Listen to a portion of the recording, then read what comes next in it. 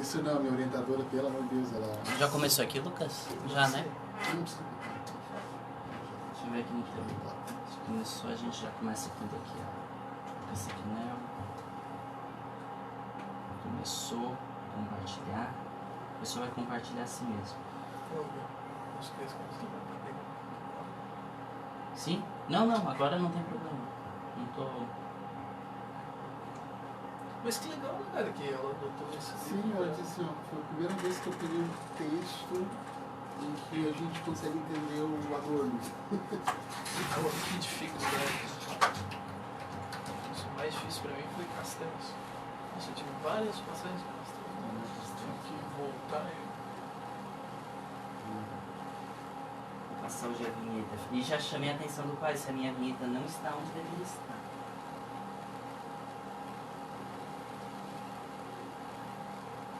Terceira vez que trocam de técnico. Dessa vez ela vai ter menos alcance só naquele. Vai. Acho que não tem menos alcance. Depois tu pode compartilhar pela rádio também. O Facebook da rádio está aberto. Gente, vamos lá.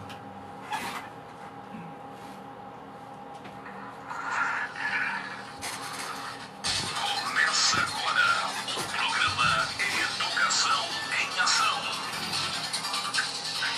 Notícias, debates, entrevistas e informações para toda a região.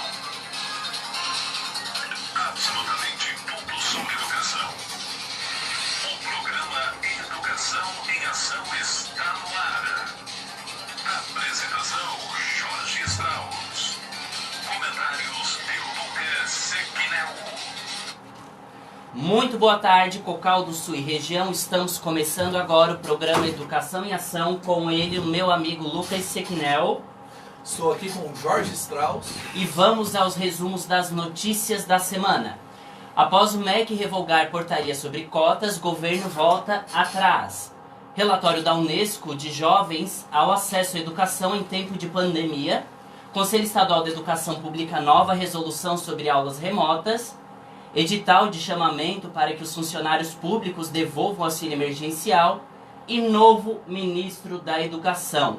Vamos falar também sobre cotas e a famosa escola sem partido, que é o destaque da semana, né, Lucas? Isso mesmo, um assunto bastante polêmico, né, principalmente pelas trocas do Ministério da Educação e também, né, pelos acontecimentos registrados na nossa região. Deixando bem claro que hoje nós temos um convidado ilustre que vai debater, né, com propriedade todos esses conteúdos, todos esses temas. E, é claro, né, nós não podemos deixar de apresentar Alexander. O Alexander é licenciado em Filosofia, mestre e doutor em Educação, professor da pós-graduação em Educação da Unesc e da Rede Pública Estadual do Estado de Santa Catarina. Ele é autor do livro Educação e Experiência Estética, Desencantamento do Conceito Educativo. Esse livro está nas minhas mãos, eu já li. Um livro muito bom para leitura, traz aí utopias filosóficas, né, Alex? Seja bem-vindo. Boa tarde a todos, boa tarde a todas, boa tarde, Jorge, professor Lucas, um prazer estar aqui na Rádio de Cocal e uma boa tarde a todos os ouvintes. Ok, bom, vamos lá, Alex, vamos começar, até antes de começar o assunto como nós tínhamos combinado, eu preciso passar algumas informações, Lucas, porque semana passada nós conversamos sobre um assunto, esse assunto ele deu o que falar, tá? É sobre a cota. Esse assunto, na realidade, a gente vai falar mais no final do programa, mas a gente tem que trazer aí uma informação, porque semana passada nós falamos que o MEC ele revogou a portaria que acabava com o incentivo para as cotas. Mas parece que o governo já voltou atrás, né, Lucas? Voltou atrás, né, de uma grande pressão dos movimentos sociais, né, grandes articulações foram feitas pelas redes sociais, protestos também foram, né, contaminando o pessoal, que acabou, né, correndo atrás aí, pressionando o governo, e é claro, o governo revogou, e ainda bem que revogou, né, e com essa troca do Ministério da Educação, creio eu, que esse decreto, essa ideia de revogação aí das cotas, ela fique para trás. Ainda bem, né? O ministro da Educação, o novo, né, agora o ministro da Educação, ele está com uma bomba na mão. E nós vamos discutir aí 4 pontos que agora o senhor ministro da Educação terá que se responsabilizar. Bom, mas a Unesco, Lucas, fez um relatório, e é muito interessante divulgar esse relatório. Até mesmo o relatório da Unesco tem erros, acredite ou não. Relatório da Unesco com erros. Eu encontrei hoje pela manhã um erro absurdo, tá? Um erro absurdo. Bom, vou falar um pouquinho dessa pesquisa aí, pra gente se inteirar um pouco. É uma pesquisa sobre educação para crianças com deficiência. Essa pesquisa, ela mostra que crianças com deficiência, eles tiveram chance 19% menor de alcance a um domínio mínimo de leitura. Isso não é no Brasil, Lucas, é em 10 países. Certo. E o erro que eu encontrei sobre segregação educacional é que eles ousaram a falar que muitos países, quer dizer, 41 países, reconheceram oficialmente a linguagem de sinais. Linguagem? Linguagem de sinais. Isso não é um edital para processo seletivo do Estado. Isso é uma pesquisa da Unesco. Ou seja, utilizando o termo linguagem ao invés de língua? Isso é segregação. Nossa. A gente está falando aí de segregação educacional. Agora, o MEC trazer essa... Porque assim, para o público que não está acostumado, né, nós diariamente falamos linguagem de sinais. É comum. Agora, quando nós falamos de uma pesquisa educacional, quem é do meio da educação compreende que língua de sinais é diferente de linguagem. Até o Dr. Alexander, no meio da educação, provavelmente já deve ter lido sobre o assunto, estudado. A gente sabe que existe uma enorme diferença entre o que é uma linguagem e uma língua. A gente sabe que linguagem é um componente cultural. Língua é um terço, é um pedacinho da linguagem. Agora, o relatório da Unesco dizer que 41 países ao redor do mundo reconheceram oficialmente a linguagem de sinais e eles ainda estão criticando os países. Ainda estão criticando que são poucos países. Bom, realmente, quando é um país para reconhecer um idioma como linguagem, nem deveria reconhecer, não é, Lucas? Com certeza. Que furo da Unesco, hein? Ele instou esses países e eles começaram a fazer essa pesquisa assim, muito em cima daquele pensamento de cota. Porque eles foram em locais menos favorecidos, eles foram pesquisar assim, os desafios. Claro, a gente sabe que agora, principalmente em tempo de pandemia, as pessoas mais pobres são as que vão ter menos acesso à educação. Mas não é por causa da pandemia que eles estão tendo menos acesso à educação, é porque antes já era assim. Isso mesmo. E como antes já era assim, nós temos um convidado que com propriedade, né, pode nos dar aí um respaldo para esse debate. Então, Alex, vamos lá. O que tu achou? Vou começar com uma pergunta que eu não preparei para ti, mas tem a ver com o assunto. O que tu achou do relatório da Unesco, Alex? Então, Jorge, eu acho que você já colocou muito bem, né? Se a Unesco estava preocupada com a questão da segregação educacional, né, das pessoas com deficiência, né, com esse relatório ela demonstra também que há uma segregação linguística, né, porque justamente como você estava explicando, linguagem é diferente de língua, e quando eles negam a questão da língua, né, de sinais, é porque justamente os técnicos da Unesco têm pensado a partir de um equívoco conceitual. Nesse sentido, eu acho que há um debate colocado aí para a gente fazer, inclusive no campo da pesquisa, no meio acadêmico, né, para as pessoas entenderem o que significa língua, linguagem, né, linguística. Então, acho que nesse sentido, né, cabe a gente, como professor, pesquisador, se entrar no assunto. Eu não pesquiso sobre isso, mas procuro sempre me informar quando alguém pede alguma informação, né, alguma opinião sobre. Eu procuro até restringir meu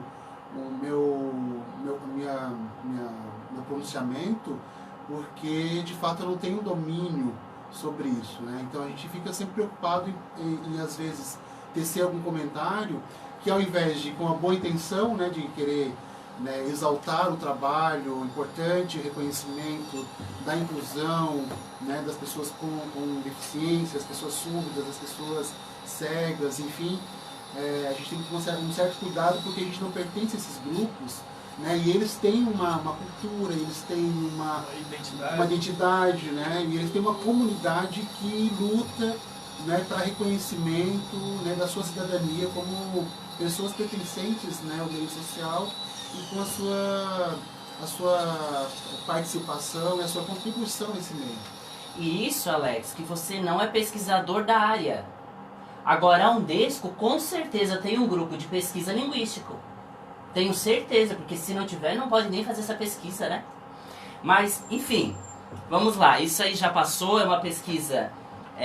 eu espero que modifiquem, porque eu estava conversando essa semana com um pesquisador da UFSC. Na realidade, ele está agora na graduação de Pedagogia Bilíngue. É uma graduação que tem no IFSC de Palhoça.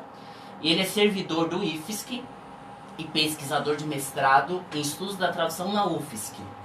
E eu comentei este assunto com ele. Ele disse assim: Jorge, nós trabalhamos tanto para divulgar essa parte de segregação linguística, como muito bem mencionada, mas ao mesmo tempo parece que quando vem uma pesquisa da Unesco, que é uma pesquisa de peso, parece que vai tudo por água abaixo, não é, Lucas?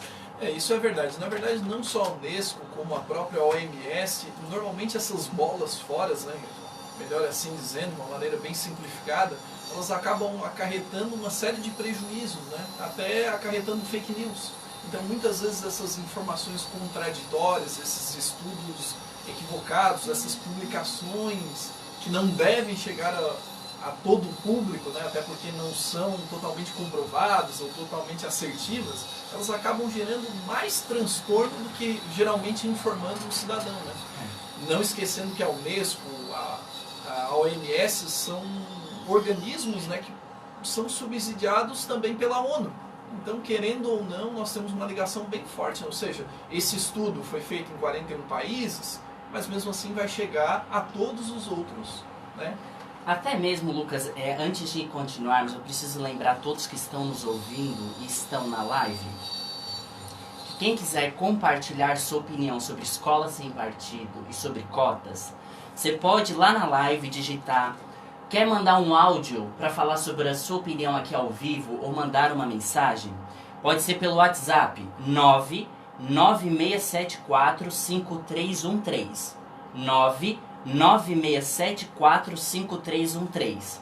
Porque como é uma rádio comunitária, nós temos que deixar aberto para a comunidade, né? Com certeza. Lembrando, Jorge, que hoje nós estamos efetuando a transmissão a partir do meu perfil pessoal, mas logo depois vamos Mas eu compartilhei no WhatsApp e no WhatsApp já, no Facebook da rádio já. Beleza. Então. Já está compartilhado, a gente resolve aqui.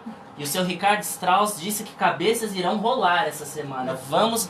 E outra, Ricardo Strauss estará ao vivo conosco, trazendo opinião sobre o que a professora do colégio Joaquim Ramos? Isso mesmo. O Joaquim Ramos trouxe. Parece que ele não foi muito favorável à professora, mas o Ricardo Strauss é esquentado, é pra frente e é democracia, né? A gente tem que ouvir os dois lados da moeda. Bom, mas vamos lá pro nosso assunto de hoje, escola sem partido. Alex, olha, essa semana o que eu ouvi sobre escola sem partido, o que eu presenciei, assisti vídeos, e é filósofos da PUC, é filósofos da Federal de São Paulo, é muita gente agora, parece que escola sem partido está virando até uma doutrinação, porque é muito debatido em cima do assunto, e existem opiniões diferentes. Você como sociólogo, o que você nos diria que é essa escola sem partido que o governo está, não sei se a palavra é propor, mas querer instalar? Então, Jorge, só para uma pequena correção, né, eu sou da filosofia. Filosofia, sociologia era o eixo. Isso. Então, é um assunto, eu também andei olhando, assim, quando a gente conversou sobre o tema, né, que seria transmitido ao vivo, é importante as pessoas se informarem. Acho que o que no nosso país está faltando é as pessoas se informarem, né, de maneira bastante clara, objetiva, né, sem o risco das fake news, né? Então a pessoa se procurar se informar sobre os assuntos para depois emitir opinião, né, emitir um conceito, enfim. O que na verdade está acontecendo é que as pessoas ouvem falar sobre um assunto, né, e começam a defendê-lo ou criticá-lo, sem procurar, né, a origem disso, as conexões que tem no contexto político, social, econômico do país, né?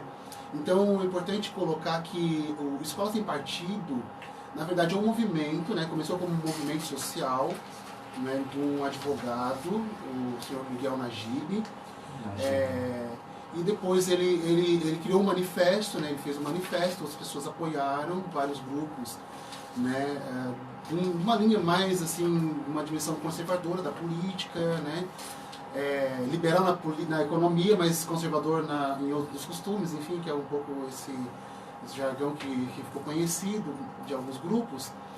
E foi em 2004 que ele fez isso, né? Então ele criou um programa chamado Programa de Escola Sem Partido, que depois, ao longo do tempo, foi se configurando como um movimento de Escola Sem Partido, até chegar ao projeto de lei Escola Sem Partido, né? Então, quer dizer, é a partir de 2004. Então nós temos aí 16 anos já desse movimento, que modificou bastante, porque no início, pelo que eu já li, né, sobre isso lá do início, ele tinha um caráter bastante, como a gente está falando, segregacionista, não é? Porque ele tinha uma visão assim, muito parcial do debate, né? A palavra, né, a expressão, na verdade, escola sem partido, era uma expressão dúbia, porque dá a impressão, primeiro, que uma escola que não deve ter partido nenhum, não é? E quando a gente vai ler o projeto, na verdade, é um determinado tipo de partido que não se pode falar, né, não se pode mencionar, não se pode. Na verdade, aqui, eu avaliando assim, né, sobre esse tema, o que está colocado no movimento Escola Sem Partido é que alguns posicionamentos ditos de esquerda que não pode ser tocado no ambiente escolar. Bom, isso é um ponto que a gente pode até discutir melhor sobre isso, né? Mas a questão que eu acho mais grave é jogar toda a responsabilidade ideológica sobre o professor, sabe? Então, que a escola é uma estrutura de Estado, né? O professor é um servidor público, óbvio que a gente já tem, né, as regulamentações, né, as diretrizes, né, as normas que o professor tem que cumprir dentro da escola, são muitas normas. Sem dúvida. Então, vir um movimento de fora, né, tentar cercear o modo de trabalho do professor, acho um pouco mais complicado, né? No site oficial, eu fui no site oficial do governo, né, para saber um pouco sobre isso. Lá tem alguns informativos a respeito. E uma das informações que eu recebi, que eu pesquisei, é que o movimento ele diz se preocupar com o grau da contaminação político-ideológica das escolas brasileiras. E afirma que um exército organizado de militantes travestidos de professores prevalece-se da liberdade de cátedra, que conhecemos bem, né, quem trabalha em sala de aula, e da cortina de segredo das salas de aula para impingir-lhes de sua própria visão de mundo. Ou seja, professor não é mais professor, parece, né? Nessa escola, né? Então, não sei se o Lucas quer... Eu até gostaria de fazer um questionamento ao Alex, porque eu recebi bastante nessa semana, né, alguns colegas que sabiam qual seria o tema e já lançaram. Então faz o seguinte questionamento. É porque o pessoal que defende muito Escola Sem Partido implica nas questões que envolvem o posicionamento político. Então as alegações sempre são as mesmas. O professor ele não pode ter um posicionamento político, ou ele não pode impor esse posicionamento político, porque posicionamento político não é um parâmetro curricular. A política, a discussão da política, da utilidade pública, da cidadania, é sim um parâmetro curricular. Isso é fácil de ser esclarecido. Mas a questão do posicionamento político. Mas então, Alex, né, nesses anos aí como professor de universidade, também professor do ensino básico, tu acha realmente que às vezes o professor se excede quando ele vai falar de política? Tu acha que todos os professores se posicionam? Como é que tu acha que o professor deveria agir quando questionado sobre o tema política? Então, pegando até a informação que o Jorge trouxe, né, desse pessoal lá que... É no site do governo que você Site viu? do governo. Então, MEC. no MEC, Eu, não lembro, né? eu acho que foi no site do MEC, tá? Se eu Tá. não estou enganado. Ali ele usa a expressão de exércitos de militante, né? Eu fico achando estranho, assim, porque se de fato há um exército militante, é um exército inoperante. Por quê? Porque hoje nós temos um governo que é alinhado com uma pauta conservadora, de direita, liberal, né? Um liberalismo mais radical. Centrão. Né? Não, até eu estou falando do governo que está no executivo, vamos dizer assim, né? Enfim, vários... No Congresso, por exemplo, né, eu fico acompanhando o debate político nacional, né, de alguns parlamentares, né, se lamentando porque o Congresso não vota. E nós, enfim, fui atrás, existe um Congresso mais alinhado ao governo de qualquer outro governo na história da democracia do Brasil, que embora seja uma história bastante curta, né? Então, quer dizer, esse exército, que eu digo assim, que não funcionou. Então, se tem professores que são, né, essa grande maioria de professores travestidos, né, de militantes de esquerda, né, então eles são, de fato, incompetentes, vamos dizer assim, né? Inoperantes, porque não conseguiram, por exemplo, conter a onda, né, desse governo que está colocado, nosso governo, né, do país, que é um governo de direita, um governo liberal.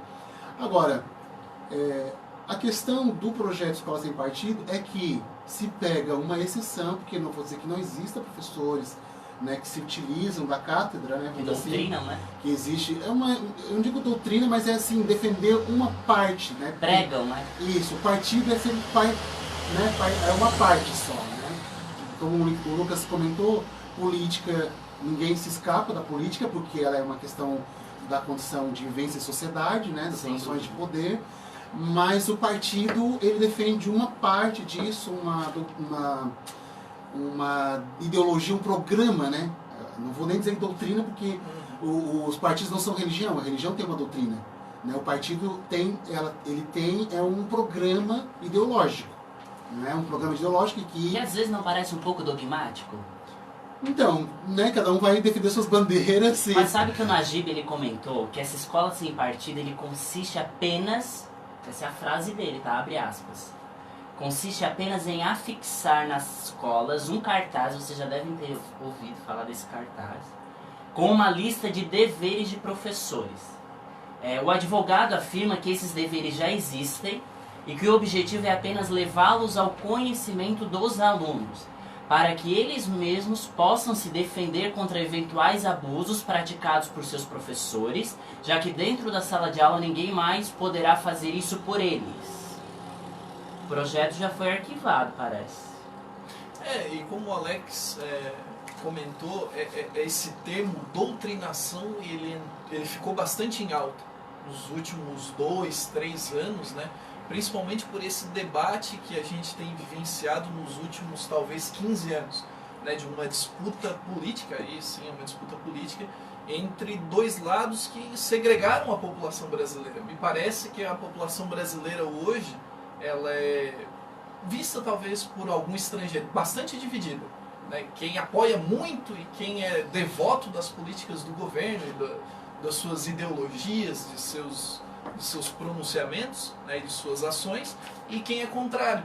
E como o Alex também comentou, nos últimos anos nós temos uma oposição que ela vem tentando se articular, mas ela nunca conseguiu ser tão articulada como em momentos anteriores. Então é uma tarefa difícil debater esse tema. Sabe o que eu penso sobre um pouco agora, eu vou dar minha opinião. É complicada a neutralidade, principalmente para o papel professor. Porque eu penso também, eu não defendo a escola sem partido, nem sou, quer dizer, eu não sou muito a favor nem contra, eu ainda estou tentando entender tudo isso na realidade. Mas assim, parece que até que ponto a educação familiar, porque vai envolver muita educação familiar nessa hora, ele deve influenciar o ensino escolar. Porque quando vai mexer agora em neutralidade, vai envolver muita religião, porque um aluno que é evangélico, ele não vai ser obrigado a aprender darwinismo, então. vai mexer muito numa estrutura enraizada e talvez vai mexer... Aí, o ponto que eu pesquisei e que eu percebi que é o que mais está sendo debatido nas câmaras é se fere ou não a Constituição. Isso é um desafio. Então, Jorge, é o seguinte, assim, eu acho que tem duas coisas importantes para ser tocado a partir da tua colocação. Eu, particularmente, assim, quando começou a ter esse debate mais forte aqui, por exemplo, na região de Criciúma, né, várias câmaras municipais da região, houve a inclusão do projeto de lei e depois, né, a discussão, a votação, né, dos vereadores, em muitos lugares isso foi aprovado. Nossa, né, muitos. por unanimidade, inclusive até. Por quê? Porque quem faz o pronunciamento em defesa do programa, do projeto, ele não explicita todo o teor do conteúdo desse projeto. Então esse é um problema, né? Quer dizer, a gente não está falando de fake news, a gente está falando de omissão. Então a omissão também faz parte desse processo de dificultar, né, a participação das pessoas. Né? Quando a pessoa omite informações, né, aí ela, claro, ela está sendo tendenciosa, ela está sendo parcial. Né? Então a questão é poder se inteirar. Agora, quem é da população que sai das 5 horas da manhã, volta às 7 da noite, vai tomar um banho, vai jantar, vai assistir uma novela, escutar um rádio, né, em que está sendo debatido isso aí, por exemplo, né, e vai conseguir ter todas as informações? Não vai conseguir ter, ela vai ter uma parte das informações. Né? Isso vai dificultar o posicionamento. Aí, claro, óbvio, a parte legal do projeto, né, é o nome. Se tiver alguma coisa legal, é o nome. O nome é sem impactante, partido. né? O nome é Né? impactante. Então tu fica, não, realmente é sem partido, é uma escola, que eu ajudo a pagar meus impostos, pago a escola pública, a gente está falando de escola pública aqui, né? Então é isso, eu né, sou cidadão, eu contribuo, pago meus impostos em dia e quero que seja respeitado, né, as minhas questões, meu posicionamento. Mas isso é uma parte só, né? E a outra parte é justamente o que a gente está vendo, a imposição de um grupo. Né? Então, se houve imposição de um grupo, né, chamado de esquerda, a gente pode ver que está caindo em um outro campo, um outro extremo. Uma imposição à direita. À direita, é uma imposição. Né? Então, assim, a gente tem que achar o ponto de equilíbrio. Essa é a questão colocada. Né? E outra coisa que eu queria comentar sobre a tua questão é sobre as escolas e o professor. Né? Nas escolas, né, que vocês são professores também, têm experiência da escola, que é o seguinte, nós temos o projeto político-pedagógico. PPP? O PPP da escola. É isso que funciona, né, a partir das diretrizes nacionais, das diretrizes estaduais e municipais, que o professor tem que atender, né, e o PPP da escola, que é a política local, vamos dizer assim, no ambiente escolar. Né? Então é nesse PPP que a gente tem que fazer, não é fixar na parede lá, que o professor tem que ser lembrado que ele não pode, né, se impor as suas ideias. Não, é o PPP. Né? Então o PPP muitas vezes, isso muitos pais, né, vão ter que concordar com a gente, que muitas vezes no PPP da escola, que é o regulamento da escola, não é o mesmo regulamento da minha casa. Entende? Então, se na minha casa eu tenho uma organização, assim, né, de que uma hierarquia, por exemplo, o pai que dá a opinião final, né, e tal, os filhos obedecem e tal, ou vice-versa, às vezes que os filhos têm mais liberdade, né, têm mais espontaneidade de comentar, de falar. Então a gente vê assim que na escola a gente tem que equalizar essas diferenças que vêm das famílias. E muitas vezes, então, essa equalização não vai agradar todo mundo. Né? Então, às vezes, dá esse ruído de comunicação, porque o professor ele vai atrás, né, ele vai tentar organizar o seu planejamento a partir do PPP, né, e a partir dos conteúdos que ele tem que trabalhar, né, pela escola, o Estado, enfim. E aí, quando chega um projeto externo como esse, que quer dizer, não, o professor não pode trabalhar tal coisa, não pode trabalhar o assunto, né, do evolucionismo, por exemplo, né, tem que ser o criacionismo. Mas como assim? Né, porque então, um caráter científico, acadêmico, né, e a questão da religião é um fórum pessoal, um fórum, né, privado, né? Então essas questões elas começam a aparecer à tona, e aí eu digo umas coisas, gente. Para mim é um falso debate. né? Porque a escola nunca, nos últimos anos principalmente, né? A escola a ciência já negou a religião, por exemplo. Agora, nos últimos anos, né, os cientistas, a evolução da própria ciência não nega a religião. E nós temos o ensino religioso dentro da escola. E o posicionamento de determinados líderes, por exemplo, o Papa Francisco, até me parece criar um elo de ligação ali, né, interessante, porque trabalha, né, diretamente com... Bom, essa discussão ela é longa, mas eu não estou aqui sozinho, eu estou junto com o Ricardo Strauss. Boa tarde, Ricardo Strauss, bem-vindo ao programa Educação em Ação. Boa tarde, Jorge André, boa tarde aos companheiros que estão aí, fazendo parte da mesa, pois nós estamos à disposição. Então, eu tenho certeza que o senhor está ouvindo aqui o debate sobre escola sem partido e eu gostaria de saber qual é a sua opinião a respeito. Jorge, eu acho que a sala de aula é um lugar para que os alunos devam aprender alguma coisa, né? Eu acho que o professor deve entrar na sala de aula sem levar nenhum assunto político para a sala de aula. Ensinar política é uma coisa, tomar partido é outra.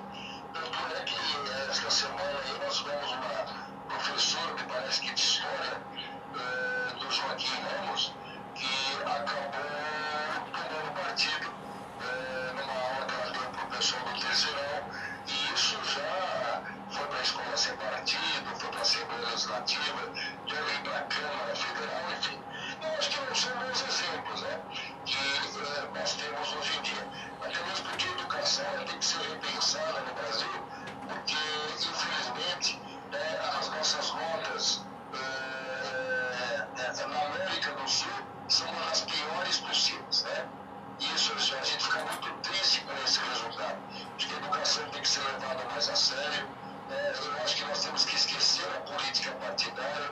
Ou gostem ou não, o presidente hoje é o Bolsonaro, como durante muito tempo foi o Lula e a Dilma, que também tiveram no poder.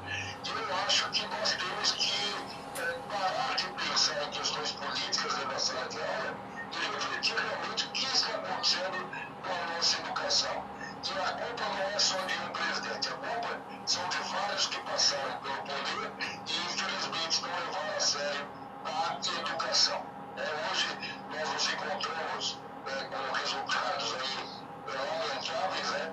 O Brasil não é referência à educação em hipótese alguma, infelizmente. Eu sei que os profissionais tentam fazer o máximo possível, mas a gente sabe que os governos que passaram não ajudaram em quase nada nessa questão de evolução.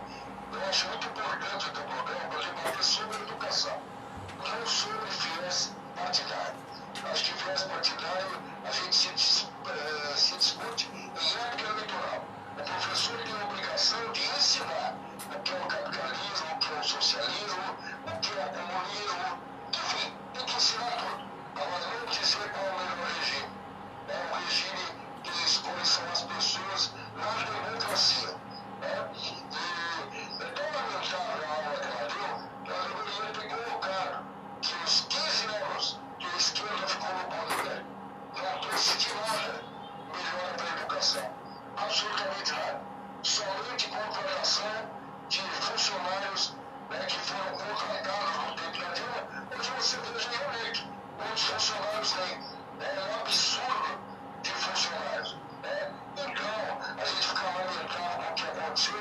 Eu acho que a escola sem partido é uma coisa muito boa para os alunos. E eu recebi denúncia, meu velho, não foi na escola sem partido, não. Eu recebi denúncia de professores, eu recebi denúncia de alunos do abuso que foi feito.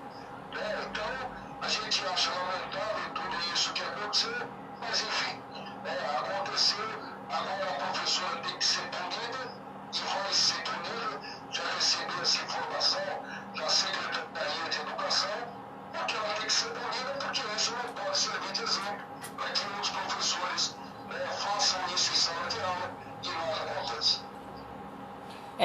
Aí a gente tem um debate sobre liberdade de expressão, como que vai ser a relação entre família e escola, comunidade escolar.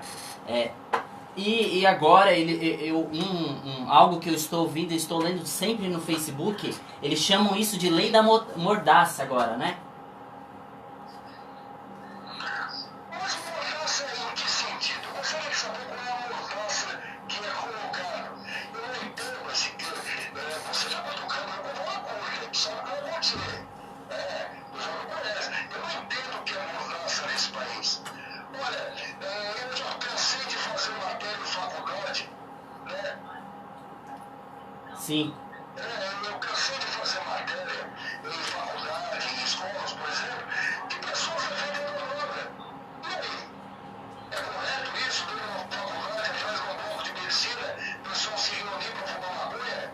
E aí o pai e a mãe pagando com dinheiro a mensalidade?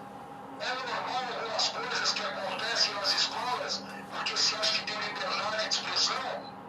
É normal o aluno bater no professor? É normal o aluno quebrar carro de professor? Ninguém tem coragem de falar, bombas. Ninguém tem coragem de falar. Eu cansei de fazer matéria de professora, tendo que sair da escola escoltada, que o aluno estava esperando na porta de fora para bater que tinha dado nota abaixo.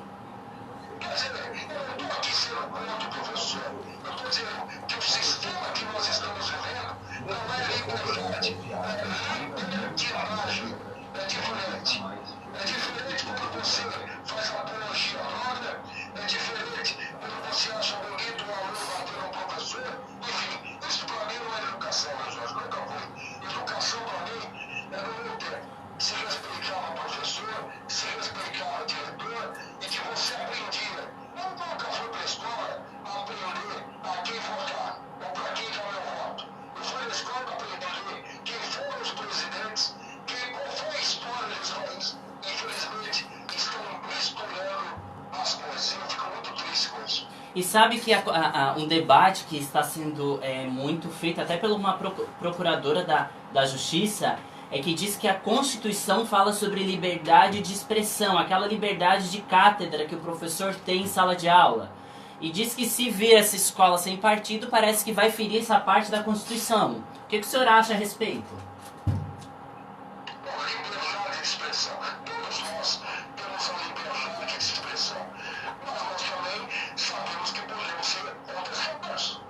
Não é porque você tem liberdade de expressão que você vai impor a sua opinião. Nós, no jornalismo, nós também temos liberdade de expressão. Mas nós não vamos deixar de ouvir o outro lado. Não sabe? A questão, eu vou te dizer uma coisa, viu? Eu só digo que os nossos amigos que estão aí, que eu felizmente não consegui pegar o nome. É o Alex e o Lucas. Alex e Lucas. Então, tá bom, então, o Alex e o Lucas que estão aí, né? Prazer conhecer vocês. Então, eu acho o seguinte, pra gente encerrar esse bate-papo aqui, eu vou colocar minha opinião no micro. Esse país está vivendo por um certo, por uma inversão de valores. Hoje é o judiciário querendo ser executivo, é o legislativo querendo educar, é o executivo impondo, fica tudo misturado. O que eu vejo é o seguinte, que as coisas estão evoluindo e nós estamos cada vez mais reféns, né, de algumas situações. Qual é a situação que eu coloco que nós estamos reféns? Olha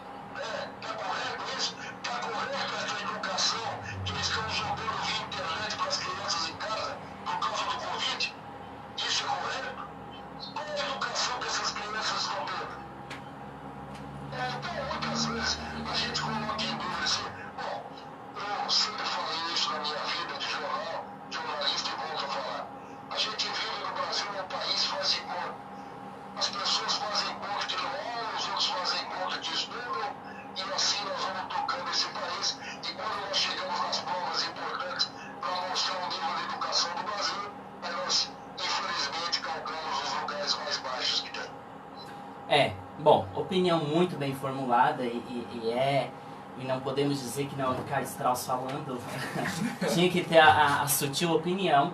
Muito obrigado pela participação e seguimos aqui, continuando debatendo, e se quiser compartilhar novamente a opinião, estamos aqui abertos. Parabéns pelo programa de vocês.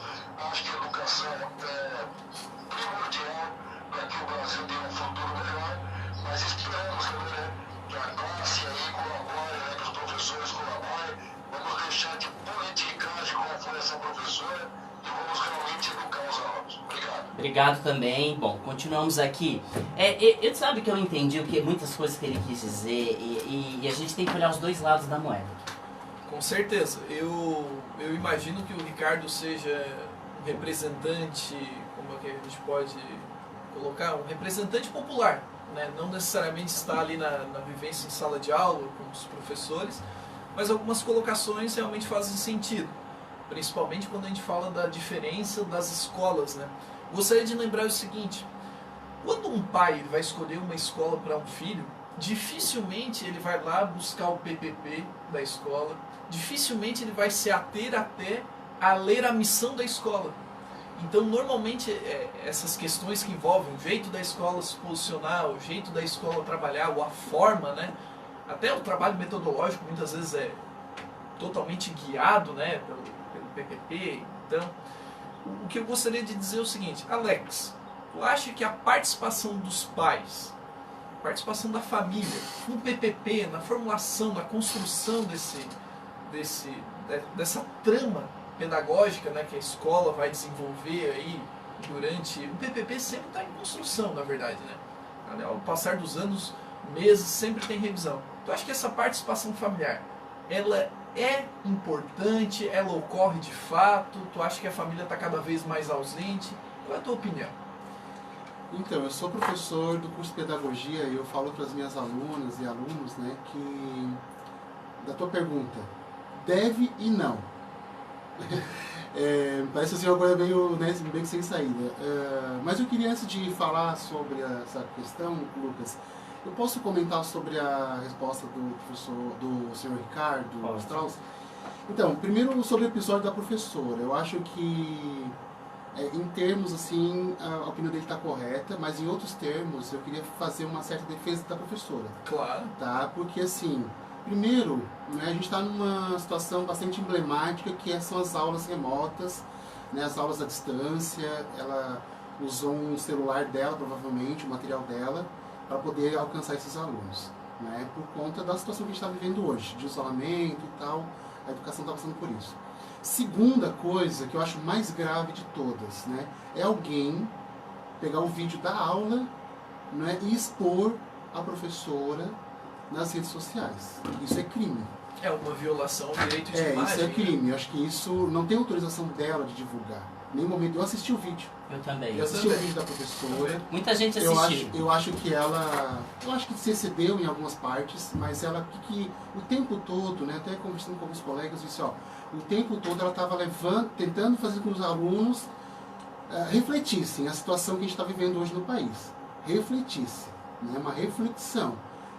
Eu não senti em nenhum momento uma doutrinação. Ela trouxe a palavra o nome do presidente, ela trouxe no contexto de um conteúdo que é complicado, que é o fascismo. Ela, né, trouxe um material bibliográfico. Ela trouxe, também, exato, um texto, enfim, né? Então, só lembrando que o texto é da UOL, tá? O UOL não é livro de história, não. É um texto de opinião. Então, talvez faltou... então, mas o mais grave mesmo que eu vejo é essa intromissão, né? Quer dizer, uma coisa que está num lugar, num contexto de uma aula e jogado na rede, né? E pego por uma pessoa nacionalmente, depois mencionado que ele comentou ali que foi para a Assembleia, vai para a Câmara e vai para o Supremo, né? Talvez. Então, a gente está numa sociedade livre, democrática. Eu acho que esse é o ponto de discutir o que é isso: liberdade de expressão, liberdade democrática, liberdade de opinião, não é? Então a gente tem que ver um pouco isso. Eu acho que querer que o professor, né, tenha claro, um certo cuidado tem que ter, mas eu particularmente, eu sou professor, tenho meu posicionamento político inclusive, né, E em alguns momentos, de acordo com a aula, com o contexto da aula, eu emito a minha opinião. Né? Não consigo ser imparcial, não, né? Não é do meu perfil, eu emito opinião. Agora, cada aluno, então, nós estamos falando de alunos de terceirão, né? Alunos que já estão indo para a faculdade, e alunos que já estão no mercado de trabalho. Então, se eu subestimar que esse aluno não tem a capacidade crítica de filtrar o que o professor diz, então a gente está fracassando justamente naquilo que ele falou, né? Que é o resultado pior da educação. Né? Então, provavelmente essa professora está considerando o seguinte, ó, são alunos de terceirão, alunos que já têm uma visão crítica, política, e eles fazem o que eles quiserem, o que eu penso. Eles fazem o que eles quiserem. Ela, na minha leitura do vídeo, ela disse assim, vocês reflitam. Ela não disse, tá errado, vocês estão errados, vocês que pensam que o governo é assim estão errados. Não, eu não vi nenhum momento dela, inclusive, ela foi até sutil, ela não foi agressiva. O que a gente vê hoje, né, nesse debate todo, que é mais preocupante, é as pessoas defenderem a opinião, pode defender com unhas e dentes. Mas o que me preocupa é a agressividade, né, das pessoas. Elas estão fora do contexto, às vezes, e elas se tornam agressivas. Então, esse é um ponto.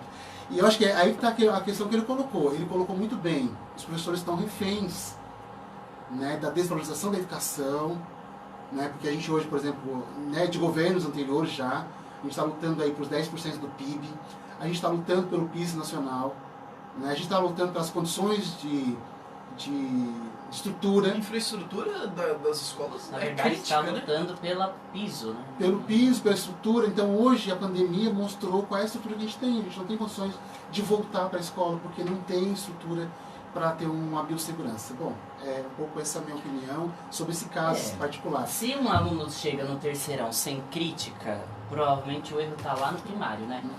O erro talvez está na pedagogia primária, né? De não transformar aqui em alunos críticos. E eu acho assim, Jorge, se ela tivesse autorizado, pessoal, você está na minha aula particular aqui, né, nesse programa aqui, nesse aplicativo, vocês podem colocar nas redes sociais, vocês podem colocar no Facebook, o que eu penso, vocês podem colocar.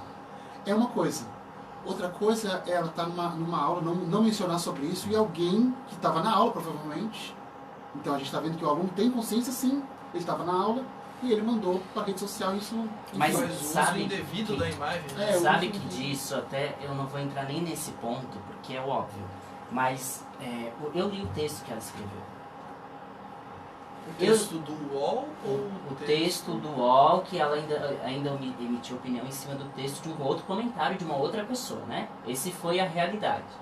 E eu já falei pro Lucas uma vez que eu cansei. Eu trabalho em sala de aula traduzindo provas. E traduzo provas à reveria para surdo. Eu cansei de chegar no Google e a prova ser um Ctrl+C, Ctrl+V. Mas que o professor não tem responsabilidade nem em preparar conteúdo. Ele sabe o que tem que ensinar, ele copia e joga para o aluno, nem lê o que vai passar. E um texto desse que pegar do UOL, nada contra o site UOL, mas é um site opinativo contra o governo, é um site opinativo, e é uma opinião bem forte, e são textos que têm erros de história. Eu que sou da pedagogia, eu percebi erros de história básica. Eu estava conversando com uma amiga minha que é pedagoga, ela disse, por que ela não pegou um livro de história e foi ler para eles? Primeiro, tem que ensinar história, eles têm que ter conhecimento. Por que eles vão chegar no Enem agora? Não sei se vai ter também, né? Ainda esse ano talvez não. O ministro da Educação está com essa bomba aí. Eles vão chegar no Enem e lá vai estar escrito, será que lá vai estar escrito que o socialismo é contra a violência? Não vai, porque não foi. E ela diz no texto que o socialismo é contra a violência. Então, assim, a gente tem que saber peneirar bem, é uma discussão aí longa, talvez, assim, eu não sei se Mas, Jorge, discutir um pouco, né? Só uma questão, acho que sobre essa questão de conteúdo, né? Ela tentou buscar conteúdo de atualidade, então, e os alunos hoje do terceirão, o professor Lucas, que é de geografia, né, que trabalha essa parte de geopolítica, sabe que as provas do Enem estão mais dialogando com a realidade do tempo. Redações, né? As redações mesmo, a gente percebe isso. Então acho que esse é um ponto, assim, né? Não vou... Enfim, eu não estou querendo ser o advogado da professora, porque ela deve ter o planejamento dela, ela deve ter passado para os alunos o conteúdo do livro, conteúdos históricos, e trouxe um artigo de opinião. O que eu estou chamando a atenção é que foi pego uma parte do todo, e essa parte se tornou o todo. Né? Então esse é o nosso problema num momento... Nós estamos vivendo um país, no nosso Brasil, um momento delicado, que as pessoas estão polarizadas. Né? Aquilo que o Lucas falou no início aqui. Né? Existe isso, ó, se tu não é a favor de mim, você é contra mim. E o debate, isso empobrece o processo democrático, empobrece a construção da cidadania, sabe? Então, por exemplo, eu sou socialista, então eu sou contra os empresários, sou contra o capitalismo, sou contra isso...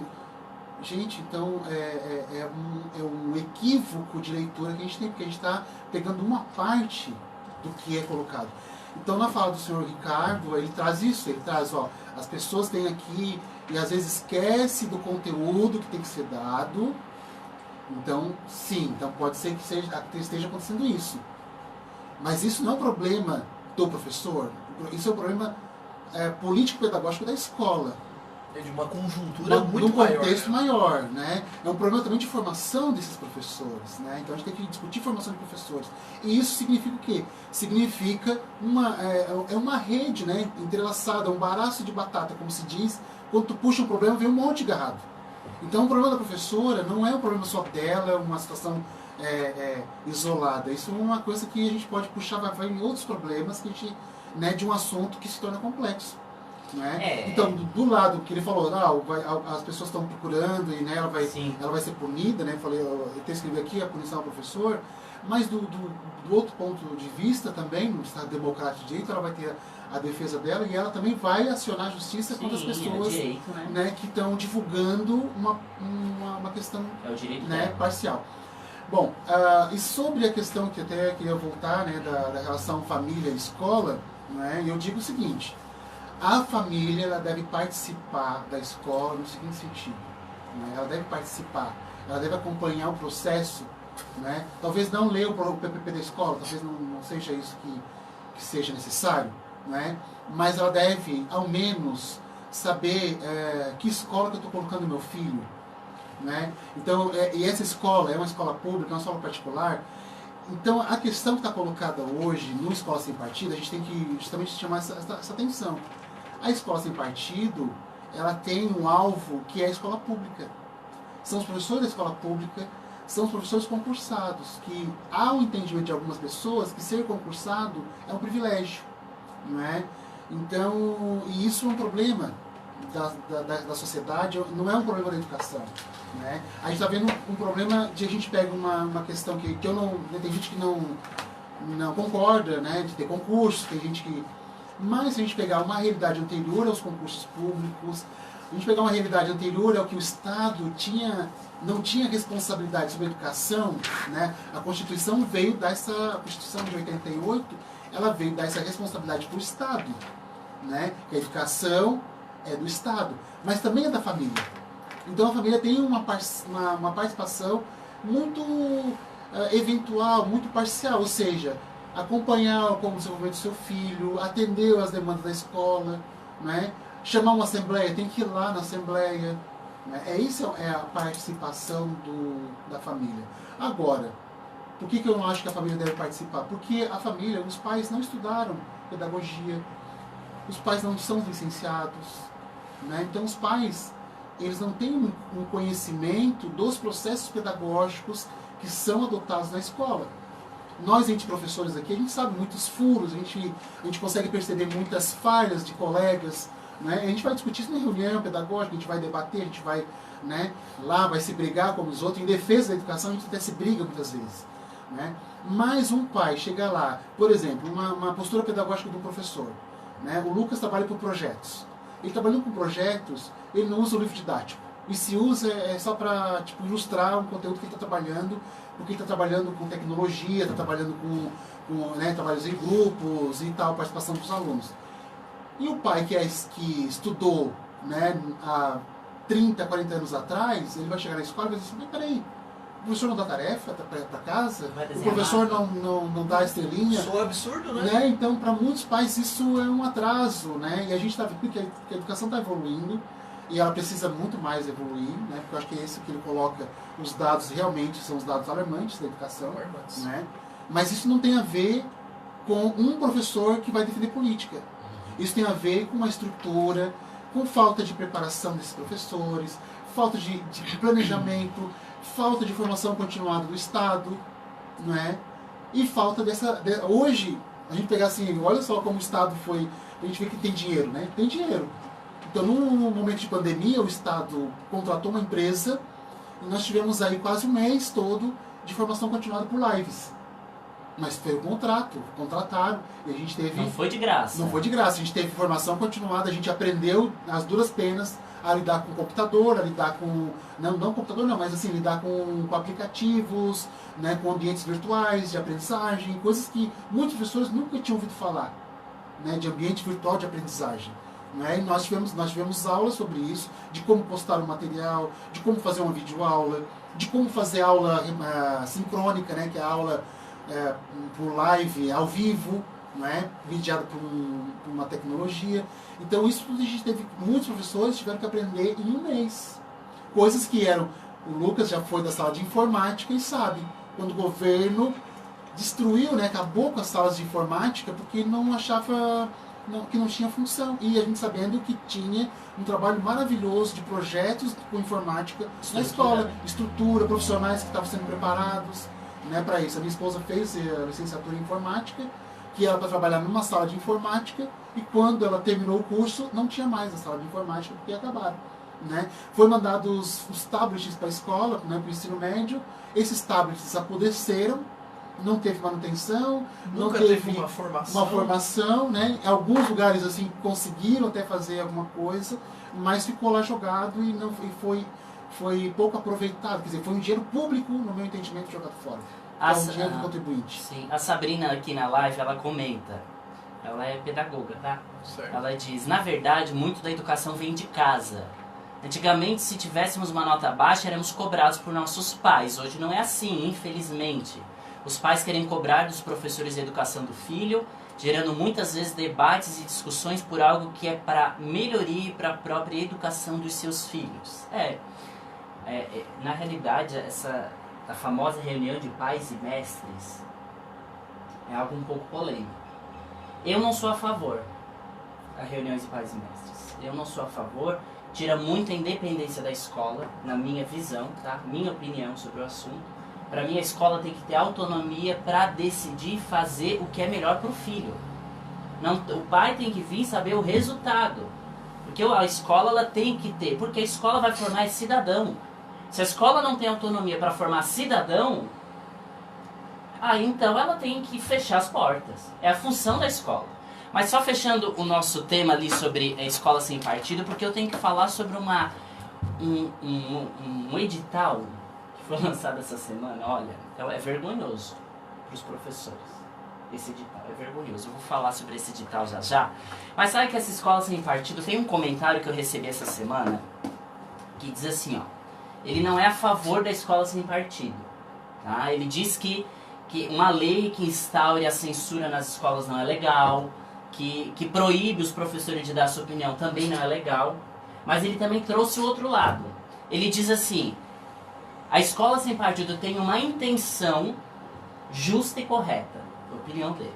Maior parte dos professores prega em sala de aula, e ele é professor de universidade. E jovens chegam nas universidades prontos de cabeça feita. Alguém que trabalha há muitos anos na universidade. Então são dois lados aí complicados para debater, porque a gente vê esse lado. Eu comecei a trabalhar em escola em 2015, eu tenho muito menos tempo que vocês, né? E menos tempo que vários professores da rede particular e do Estado. Mas eu percebo que muitos professores, eu vou agora falar professores sindicalistas, porque eu traduzi aulas deles. Professores sindicalistas chegando na escola, incentivando os alunos a não irem para a escola. Então, aí a gente tem que o governo aí ele vai ter que... eu entendo essa obrigação de ter que se intrometer nisso. Porque, querendo ou não, uma coisa é dizer chegar na sala de aula e dizer, ó, gente, os professores estão se mobilizando, né? É uma decisão dos professores. Mas agora, o incentivo para os alunos, né? Não, vocês amanhã não vêm para aula, fiquem em casa, hoje já é quinta mesmo, amanhã é sexta, vai ter paralisação, não vem para a escola, ninguém vem, e vão lá no Facebook de vocês e compartilham o que eu vou postar. Então, assim, o governo vendo essa cena também é complicado, não é, Alex? Então, Jorge, eu acho que eu fui sindicalista, né? E hoje eu estou como conselheiro do sindicato. Não tenho uma atuação assim mais presente, mas eu já fui coordenador de uma regional lá em São José, coordenador do Sinti, em São José. Né?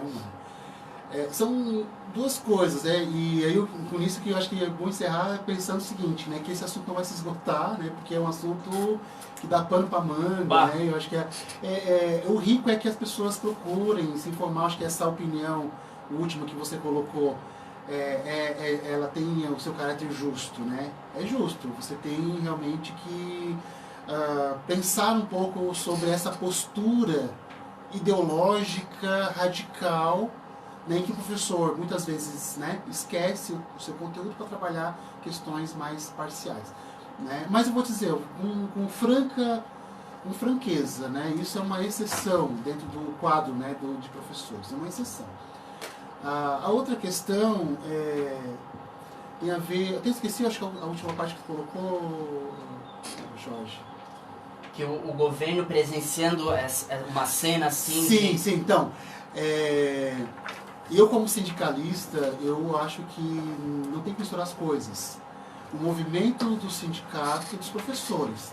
Na escola, para algumas escolas que tem Grêmio Estudantil, tem um movimento estudantil. Ainda existe algumas escolas, né? Existe. Então, alguns líderes desses movimentos estudantis apoiam o movimento dos professores. E deve apoiar porque quando é um movimento dos professores, é um movimento pela educação, então alunos, estudantes, pais, família têm que apoiar. Tem que apoiar. Em todas as hipóteses, eu conclamo que a sociedade, né, quando os professores fazem manifestação, é igual a greve de caminhoneiro. A gente tem que apoiar, por uma questão de dignidade do trabalho desses profissionais. Agora, né, a questão de professor ter essa postura, né, que eu, enfim, né, eu até hoje assim, desconheço assim, alguém que seja do sindicato tenha feito isso, mas se tem, né, é um equívoco nesse sentido, porque você falar de uma greve, como você falou, né, falar de um movimento, de uma greve, de uma paralisação que vai ter, e quais são as razões, quais são os objetivos dessa greve, debate, discussão. Né, a convocação para isso, a convocação tem que ser feita, os próprios estudantes se organizarem em assembleia e decidirem se vão apoiar ou não aqueles professores naquele momento. Porque às vezes o momento é muito mais uma reivindicação da categoria, né? Não sei se dá para desvincular isso, mas às vezes, muitas vezes as pautas é muito mais particulares, assim, da categoria. Às vezes a pauta ela abrange mais, né, em relação à educação como um todo. Então acho que esse é um ponto assim, que tem que ter um equilíbrio, né, nesse sentido. Posso dar um exemplo? Lembram de uma escola de Araranguá, que acho que foi 3 anos atrás, que os estudantes e os professores se uniram para ficar na frente da escola, que a escola estava desabando.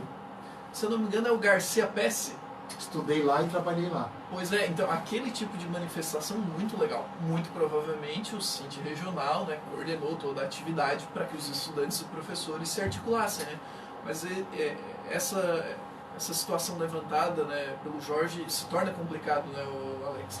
Porque no final das contas os movimentos sindicais, né, aos quais nós participamos, também participam, eles ficam enfraquecidos, porque as pessoas sempre vão titubear para dar o apoio, porque vão imaginar o seguinte: não, são os mesmos que estão sempre lá querendo que não tenha aula, ou são os mesmos que agora não querem voltar na pandemia. Se bem que a pandemia uniu um pouco as pessoas, né, na forma de pensar que ainda está perigoso, né, e as aulas remotas ainda se tornam uma solução quase praticável. Né? E o formulário? Tu preencheu o formulário? Preenchi. Eu fui preencher o formulário e eu estava vendo a matéria. Eu assisti Jorge, essa semana. Vamos situar que formulário é esse para todo mundo. Vamos explicar que formulário é esse. Eu fui ver até a reportagem na RTV. Até foi entrevistado o Enio, coordenador aqui da regional do sindicato. O Enio esteve aqui semana passada conosco. Ele mencionou desse formulário. Só que o formulário chegou para os gestores na sexta-feira.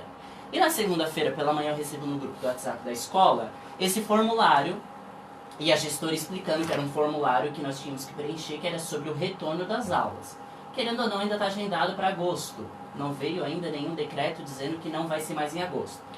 A princípio, é agosto. E esse formulário, ele consta várias perguntas de cunho pessoal, né? Para se relacionar ali à saúde do professor, ao ambiente. Eles querem criar ali leis de saneamento, né? De proteção. Só que tem duas perguntas ali meio complicadas no formulário. E são perguntas assim que trazem uma impressão. Até eu assistindo a reportagem do Mastella da RTV entrevistando ele comenta, dá uma impressão de que se voltarmos para a escola, o governo está responsabilizando a comunidade, não é a escola. É a comunidade escolar se acontecer qualquer problema. É mais ou menos isso, né, Lucas? Isso mesmo. E na realidade, eu até gostaria de lançar uma das perguntas aí que o formulário possui, né? Pergunta ali, por exemplo, se o professor, né, o profissional da educação, ele tem algum problema respiratório, tem algum problema cardíaco, enfim, se ele está no grupo de risco, né? Só que ele também vai perguntando se ele coabita, né, ou seja, se ele mora com pessoas idosas ou pessoas que também possuem esses problemas. Eu vou citar o meu exemplo. Até onde eu sei, muito saudável. Muito saudável. Seria uma das pessoas que poderia retornar à sala de aula. Porém, eu moro com os meus pais, que são pessoas idosas. Então, estou vetado. O que eu quero dizer é que o próprio formulário, ele joga contra o governo. Porque é muito difícil que as pessoas não tenham nenhuma restrição. É muito difícil que não tenha um recém-nascido, ou que more com um idoso, ou então que não tenha uma asma, ou então que não seja hipertenso. A gente sempre tem que lembrar que o corpo docente das escolas não é formado por jovens de até 35 anos de idade. A maior parte das escolas nós temos professores... Nós somos minoria. Nós somos minorias. Eu comecei ontem, mas já tenho 30 anos. Então eu já não sou nem... eu sei, jovem, mas não tão jovem como antes. Então eu acredito que aquele próprio formulário vai revelar um cenário que 3 de agosto... pode ser que não tenhamos uma volta. Mas eles querem revelar uma coisa que eles já sabem, porque já foi feito quantas pesquisas, gente? Existe ficha funcional também, né? Então, tem sistema para isso, não tem? Não tem o SIG? O SIG-RH não mostra tudo isso, eu acho? Se alguém tem doença, alguma coisa, eu acho que a diretora pode ir lá mandar, ó, tal professor tem isso, aquilo. E assim, tá tirando a autonomia das escolas mais uma vez, né? Então, eu não preenchi ainda esse formulário, até eu fiquei sabendo porque a minha esposa estava preenchendo com a diretora dela. Eles estavam fazendo as perguntas via a distância ali, né, pelo computador. Mas eu fiquei pensando, quando ela estava falando as perguntas em voz alta para mim, eu estava pensando na minha condição assim também, né? Eu trabalho na rede pública e trabalho na universidade. Lá na universidade já enviei, né, escaneado os meus exames, porque o setor de medicina pediu meus exames, tal, porque eu disse que era do grupo de risco. Né? Então eles já estão organizando que provavelmente, né, a universidade estava se preparando para tentar voltar em agosto também, mas assim, está fazendo todo esse levantamento com planejamento, com os professores, né, mandaram perguntas. Mas foram perguntas mais diretas, não foram perguntas, né? E eu não vou ler o formulário para se inteirar mais, né? Mas eu tenho uma visão, eu escrevi inclusive sobre isso, acho que está no Facebook, eu não tenho Facebook, mas já está no Facebook dos outros. Eu escrevi um artigo, texto, né? E não é hora de voltar. Vi no Facebook da Cintia ainda. Isso, não é hora de voltar. Eu escrevi sobre isso e coloquei algumas razões para isso, assim, a preocupação que a gente tem. Né? Se a gente ficar atento, nós estamos vivendo um momento bastante complicado nesse momento, tanto no país como aqui na região. Né? Não é à toa que o nosso prefeito ali em Criciúma bateu na mesa, né? Porque ele estava cobrando as pessoas, porque as pessoas não estão se cuidando. Né? E a contaminação está aumentando. Né? E a contaminação aumentando pode aumentar o número de mortes, porque pode aumentar o número de pessoas que vão ficar hospitalizadas, né? Então, a gente está num momento bastante complicado da pandemia. Eu vi escutando, né, em outra rádio esse debate, né, por que algumas coisas têm restrição, outras não, né, e se não é liberdade das pessoas de ir e vir e tal. E aí teve uma pessoa que disse, olha gente, nós temos que tomar um certo cuidado, porque às vezes, né, a gente fica fazendo julgamento pessoal e não se inteira da questão coletivo. Individual, muito individual. Eu quero passear, eu quero isso. Então tá, se tu tem liberdade de passear, tu pode passear no final de semana, mas por que uma pessoa, né, que tem o seu comércio, tem que fechar durante a semana? Né? Então essa é uma questão bastante polêmica. O governo até mandou esse formulário, mas no dia 24, agora essa semana, o Conselho Estadual de Educação ele publicou uma nova resolução sobre aulas remotas. Não sei se vocês acompanharam. Sim. Eu estava lendo na íntegra, diz que é um estudo, uma possibilidade, eles estão ainda fazendo levantamento, se é possível manter as atividades escolares não presenciais até dia 31 de dezembro. O documento também autoriza o sistema híbrido. A dona Ronise, semana passada, explicou um pouquinho sobre o sistema híbrido, mas eu estou bem confuso ainda, porque eu li uma matéria sobre o sistema híbrido. Fui pesquisar, não sobre o que é sistema híbrido, mas como eles querem fazer aqui. Muitas escolas particulares estão fazendo isso, tá? Vão adotar esse sistema. Uma sala com 30 alunos, 15 vai, 15 não. Isso. Até que ponto isso é sistema híbrido? Né? É complicado, mas enfim, o Conselho Estadual, o objetivo dessa resolução, conforme o presidente do Conselho, Oswaldir Ramos, é garantir segurança necessária para a oferta do ensino remoto no período da pandemia de Covid-19. Então, veio esse formulário, vai ser preenchido, vai ser encaminhado até, não sei se todos vão chegar a preencher, mas os que preencherem vão daqui a pouco o conselho emite, o governo aceita e não volta mais, e esse formulário aí não serviu para nada, né? Até foi, no final do encontro, foi uma reunião que o conselho fez, e no final dessa reunião foi definida a criação de grupos de trabalho, aí eu achei perigoso. Grupo de trabalhos específicos para elaborar protocolos de medidas sanitárias, ações pedagógicas, transporte escolar, alimentação escolar e gestão de pessoas. Ou seja, se investigar bem esse assunto, é possível retorno. Até eles falaram, né, que no dia 30 de junho agora eles vão fazer outra reunião. Vamos ver que resolução eles vão retomar. Mas, e agora? Tem que esperar, né, Lucas?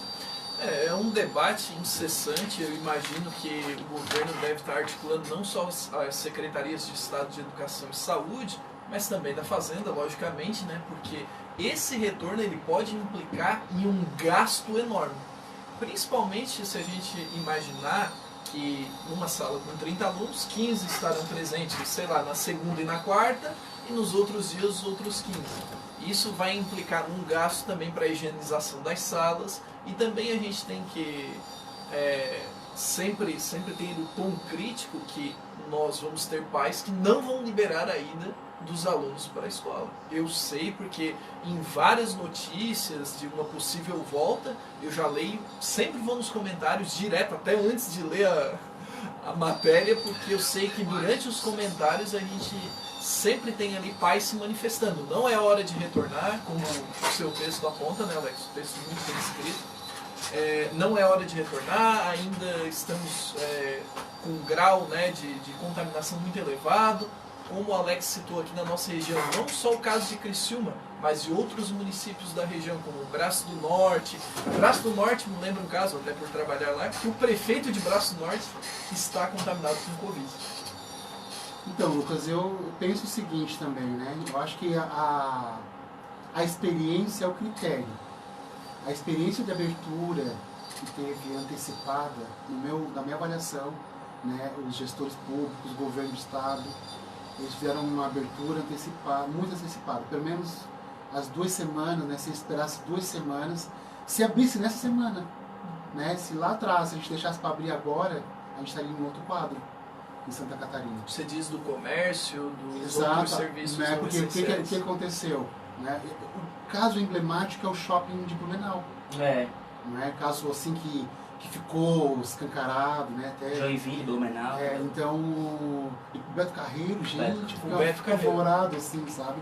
Porque justamente isso, porque a questão que a gente fala, a gente não tem educação suficiente para isso. O brasileiro é triste, né? Porque falou em liberar algumas coisas, mas liberar em que sentido? Porque eu vejo a preocupação dos gestores públicos, dos protocolos de biossegurança, né? Das novas posturas que a gente deve ter, dos cuidados que a gente deve ter, né? Eu vim para cá, vim de máscara, aqui está um ambiente higienizado, né? Então, só que as pessoas não se preocupam. A gente mesmo, quando ouve a palavra liberou, nós mesmos em casa relaxamos no cuidado. Lá a gente, no começo da pandemia, a gente ia no mercado, vinha e tirava a roupa toda, tirava, né, depois tirava a máscara, se higienizava e tudo. Agora, o máximo que a gente faz é tirar a máscara, botar num lugar seguro, né, tira o calçado, higieniza a mão e pronto, e as compras, né? A gente está se cuidando? Tenta se cuidar, mas a gente vai relaxando, né? Então é natural que as pessoas realmente vão, né, ficando mais flexíveis, né? Porque é uma situação que nunca foi vivenciada por nós, uma geração que nunca vivenciou uma restrição.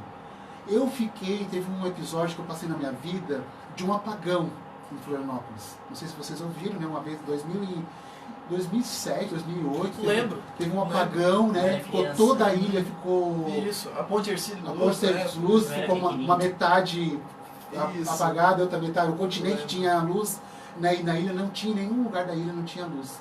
E eu vi que as pessoas ficaram 3 dias, se não me engano, porque tinham que arrumar um fio na ponte ali. Gente, assim, teve uma mudança de comportamento das pessoas incrível, né? Porque era uma coisa que ninguém tinha passado.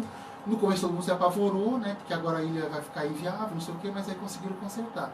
É isso que a gente está passando agora. A gente vai conseguir passar por isso, só que nesse momento que a gente está passando, a gente não está acostumado com isso, né? A gente está agoniado. Meus filhos estão lá. A minha filha faz 3 dias que ela está falando com saudade de brincar com os amiguinhos. E a minha filha tem 3 anos, né? E meu filho nem se fala, tem 11 anos e está agoniado também. A gente até faz um protocolo de biossegurança com ele. Ele dá uma volta de bicicleta na quadra e volta para casa, mas vai de máscara, se higieniza e tal. Então, essa questão que o governo está colocando, né, eu acho muito problemático agora, né, a gente discutir retorno, sem que, de fato, a gente tenha conseguido fazer um isolamento adequado. A gente não está conseguindo fazer. Com a questão agora do município de Criciúma, né, de dar multa para usar máscara, Uruçanga também. é um paliativo, gente. É um Uruçanga também. paliativo. É paliativo. É paliativo porque a contaminação ela vai se dar. Eu tenho um cunhado que é médico, né? Ele pegou o Covid. Daí fica pensando, mas como que uma pessoa que usa máscara, usa todas as proteções possíveis, mas é porque é o volume que está no ar. A gente não consegue enxergar o vírus. E Criciúma tem. Né? Ele está no ar, então ele vai pegar, em algum lugar ele vai ficar na roupa. Aí a pessoa vai pegar. Um pequeno descuido. Então, essa questão da aglomeração, ela é comprovado que a aglomeração, ela gera contaminação. E essa contaminação, ela se dá, assim, de forma progressiva, né? Então, você que é da geografia, você deve estudar populações, né? Com certeza. Então, você pega um grupo de população aí que se contamina, e é uma contaminação rápida, os sintomas são muito rápidos, não há tempo hábil de tratar as pessoas, e pessoas vão morrer mais ainda do que já estão morrendo, né? Fora que tem o caso dos assintomáticos, que ainda, né, pelo menos se alguém souber pode corrigir, mas ainda não há uma comprovação que o assintomático não possa transmitir, ou que a pessoa que foi curada não possa novamente possuir o vírus, né? Pegar esse vírus. Então E o Alex, a gente estava falando aí, talvez o ouvinte não tenha conhecimento do termo, né? Mas o que seria esse processo de hibridez da educação? O que é um ensino híbrido? Porque a gente falou híbrido, e talvez quem está em casa está... O que é isso? O que é isso? Então, a minha esposa que trabalha na secretaria da escola, ela veio com esse termo porque ela justamente ouviu da professora Ronice, muito comentado. né? E ela diz assim, ó, ela estudou informática na educação, né, licenciatura, e ela disse, não é nada do que ela está falando. Não é nada, porque o ensino híbrido é você ter um ensino que divide um momento à distância e um momento presencial. Não é você ter um grupo à distância. Não, isso é rodízio. Né? Então é outro termo. Nós estamos falando de rodízio. Né? De algumas pessoas que, né, que podem, numa semana, estudam lá presencialmente e outra parte vai estudar à distância. Né? Agora, nós vivemos uma realidade de pessoas que, nesse momento agora, elas não têm condições de fazer, né, nem esse rodízio. Sabe? Nem o não presencial. Exatamente.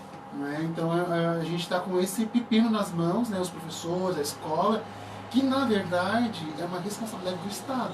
É isso que eu coloco no meu artigo lá. É responsabilidade do Estado. E o Estado, nesse momento, chamar uma reunião de um comitê de retorno às aulas, né? Então, qual foi o comitê? Um comitê de crise de pandemia na educação? Não teve. Né? Não teve um comitê para discutir os processos educativos, né? As possibilidades educativas, que a escola pudesse discutir os protocolos, né? de atuação pedagógica para os alunos que não têm acesso nenhum, né? À questão dos recursos didáticos. Né? Não tem. Mas agora, para voltar, se criou um comitê de diversas entidades, né, que vão lá falar, são representadas, sociedade civil organizada e tal. Bom, né, aí a gente tem uma outra questão, que é justamente, né, a relação, porque o Estado ele gere todo o sistema, público e particular. Né? Então, a questão hoje, a grande preocupação, uma parcela que está preocupada com isso, são escolas particulares, né, pelo retorno. Porque eles estão perdendo aluno. Essa é a questão. Né? A Câmara Municipal de Criciúma recebeu na Tribuna Livre, isso faz uma semana passada, acho que eu comentei. Isso. A gente questionou a Camila, inclusive, né? Sim, a vereadora Camila estava presente, porque teve um problema que surgiu e vai surgir, e os alunos estão em casa, né? Só que os pais têm que trabalhar. Né? Tem que trabalhar, né? Senão a panela não ferve. E aí? É um problema sério, porque, pensa, as creches particulares, isso aí fechou mesmo, né? Não tem nem o que dizer, fechou e deu. Aí vem com cesta básica, mas não é regular a cesta básica, a gente sabe que não é regular, né? Nenhum diretor, é raro ver um diretor pegar o próprio carro e levar na casa do aluno, eu fico admirado quando eu vejo isso, eu fico admirado. E as creches particulares, elas estão com problema, porque aí o pai não está pagando a mensalidade, porque não está levando a criança, mas está pagando uma babá para cuidar em casa. Então isso aí é um outro problema que o governo aí vai ter, municipal e estadual, né? Vai ter que também, porque o pai, querendo ou não, tem que trabalhar, né? A gente sabe.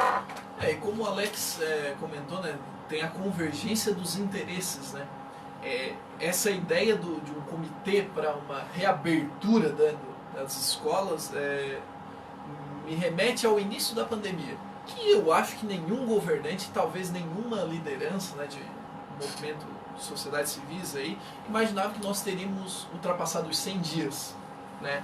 Então, o que eu imagino, na verdade, é que essa convergência de interesses pode criar uma pressão, e esse ensino híbrido, apelido, como o Alex falou, porque está sendo apelidado realmente. É igual não presencial, essa história de não presencial, né? É um apelido. E esse rodízio, aí sim, o rodízio, né, vai acontecer. Só que o meu medo é que aconteça, e aí entramos na questão da meritocracia. O aluno que desempenha bem nas atividades chamadas não presenciais, seja lá no primeiro aninho, no segundo aninho, ou lá no ensino médio, é o aluno, né, o cara que desempenha, o cara que tenta estudar, que é esforçado, que vai ficar em casa. Porque o governo ele vai tentar colocar o seguinte: a gente não está conseguindo atender 15 alunos nessa turma. Eles pegam material impresso, eles não estão indo para a escola, eles não têm interesse. Então eles que voltam. Parece um jogo de vamos punir com eles voltando para a escola, ou a gente vai punir o cara que está indo bem, os alunos que estão indo bem, então eles não precisam da escola. E esse parecer do Conselho Estadual de Educação do Conselho, hein? Do Conselho. Eu até tenho um olhar assim, de interesse, acho que é um parecer positivo. Está resguardando o ano letivo, mesmo que haja, né, uma extensão desse processo de isolamento social. Sabe o que eu tenho a dizer sobre isso? É que acho que tem uma coisa que o Lucas comentou. Lá no início, ninguém imaginava que essa pandemia se estenderia tanto e que isso, de fato, né, é uma crise sanitária, sabe, sem precedentes que a gente está vivendo. Hoje, vamos pegar, tá, já passou, o leite já derramou, agora vamos tentar limpar, né, o que sobrou desse leite, né. Hoje, o que eu vejo, né, na minha avaliação, assim, muito leiga, né, eu penso o seguinte: ninguém está querendo assumir a responsabilidade. É claro. Sabe? Porque se você tem... E aí, claro, isso é um reflexo, inclusive, do nosso Ministério da Educação. Né? Nosso Ministério da Educação, né, lançou uma resolução lá, né, de que poderia se utilizar a questão mediada, computador, atividades remotas, etc.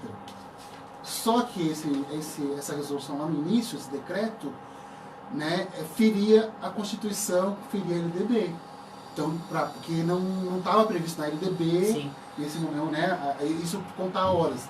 Então tiveram que fazer toda uma volta, um recurso, né, então teve o Conselho Estadual que emitiu uma nota a partir do Conselho Nacional, né, sobre isso. Bom, só que em nenhum momento